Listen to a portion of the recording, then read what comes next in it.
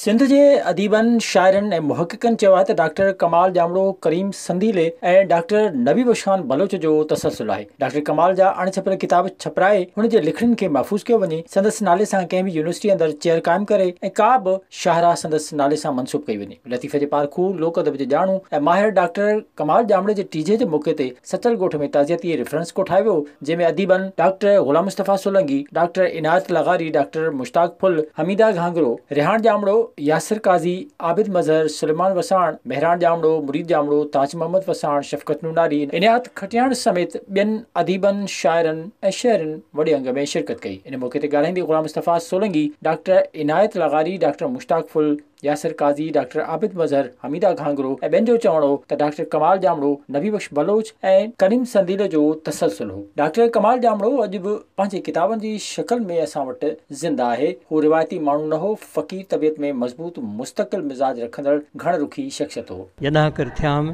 साझा सुपेरसी तॾहिं कर तर जेतिरो वेल न विसरियाम अंदरि रू रहियाम सॼणो ताकू करे। ॿियो बेत आहे हलो त हलूं कोरे नाज़ जिन जो नींहुं ॻंढण सारो ॾींहुं छिनण मूर न सिखिया। साईं डॉक्टर कमाल जामड़े जो ओचितो मौत हिकिड़ो वॾो सान्यो आहे, पर जेका ॻाल्हि कई आहे त हू जेको आहे मां जेको ॿियो बेत पढ़ियो त हलो त हलो कोरे नाज़ जो नींहुं, हुन जो जिन सां बि इख़्तिलाफ़ु हूंदो हुयो उन्हनि सां का दुश्मनी हुनजी कोन हूंदी, पर उसूली माण्हू हूंदो हुयो।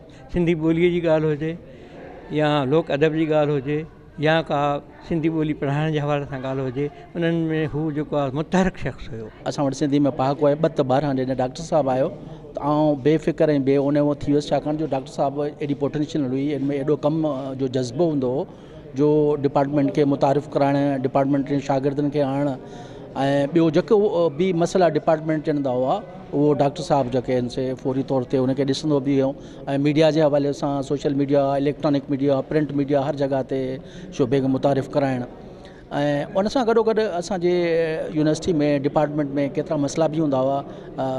डॉक्टर साहब जी जहिड़ी शख़्सियत हुई, जहिड़ो नालो हो, जहिड़ी उनजी कंट्रीब्यूशन हुई, जहिड़ो उनजो कमु हो, उन हवाले सां उनखे मञता उहा न मिली सघी। डॉक्टर कमाल जामड़ो हिकिड़े बहराड़ीअ जे ॻोठ मां, राणीपुर जे भरिसां गुल मोहम्मद जामड़े जो ॻोठ आहे, उतां सफ़र शुरू थो करे। यकीन ॼाणो त जॾहिं असां उन दौर जे बहराड़ीअ जे ॻोठनि ते नज़र था विझूं जिते मोहबत, जिते भाईचारो, जिते हिकिड़ियूं ख़ूबसूरत रवायतूं हूंदियूं, उते असां वटि हिक ॿिए सां माना विढ़ण जो अलाए कहिड़ा कहिड़ा कल्चर रहिया। पर उन ॻोठ मां निकिरी कराची जो सफ़र करे जॾहिं पहुचे थो त हुनजी कमेंटमेंट ॾिसो ॿोलीअ सां, हू तमामु घणा हुन किताब जेके आहिनि से उहे असांखे ॾिना, हुन तमामु घणा शागिर्द ॾिना ऐं हुन ॿोलीअ सां, पंहिंजे तहज़ीब सां, कल्चर सां एॾो त कमिटमेंट सां वक़्तु गुज़ारियो। हिकु ई वक़्तु सिंध जी सकाफ़त, सिंध जी तारीख़ ऐं तहज़ीब ऐं तमदन, सिंध जो लोक अदब जे हवाले सां ख़िदमतूं अंजाम ॾींदड़ हिकिड़ी अहिड़ी शख़्सियत जंहिं पंहिंजे 48 सालनि जी मुख़्तसिर ज़िंदगीअ में उहो कमु कयो आहे जेको शायदि माण्हू इन खां 48 हुअण ते बि जेकॾहिं उमिरियूं मिलनि त उहो जेकॾहिं करणु चाहे त न करे सघे।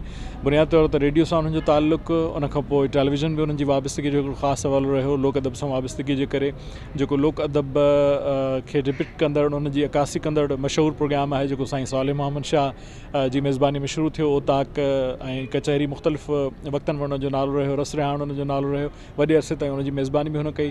इल्मी अदबी हवाले सां हुनजी जेका तहक़ीक़ आहे, हुनजी एतिरी उमिरि न हुई जेतिरा हुन किताब छपराया ऐं उन्हीअ खां पोइ हुन जा केतिरा आर्टिकल्स वग़ैरह ऐं जेका उमिरि खां वधीक हुन जेका है सा जुस्तजू कई, तहक़ीक़ कई।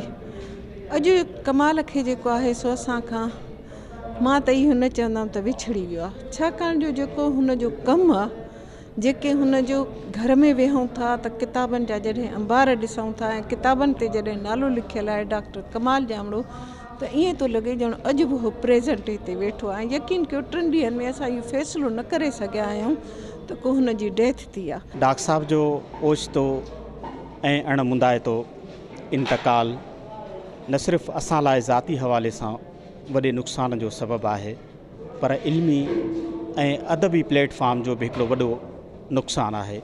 छो त हू पाण हिकिड़ो फ़र्द कोन हो, पर फ़र्द अंदरि हिकु अंजुमन हुयो, हिकु अदारो हुयो ऐं उन अदारे जी हैसियत सां पंहिंजे उमिरि खां वधीक डिलीवर कयो, तमामु वॾो कमु कयो।